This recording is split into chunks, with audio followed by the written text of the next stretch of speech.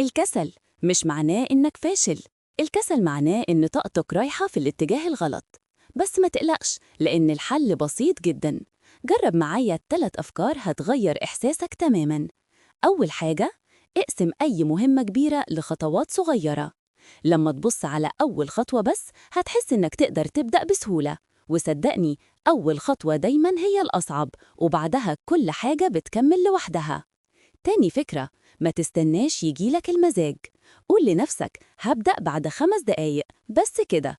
المفاجأة إنك أول ما تبدأ الحماس بيجي تلقائي. تالت فكرة، كافئ نفسك بعد كل إنجاز بسيط. خد استراحة، اشرب قهوتك، أو حتى قول لنفسك برافو. المكافأة الصغيرة دي بتخدع دماغك وبتخليه يحب الشغل بدل ما يهرب منه. جربهم النهاردة وهتكتشف إن الكسل مش عدوك، هو بس عادة، والعادات بتتغير لما نقرر نبدأ.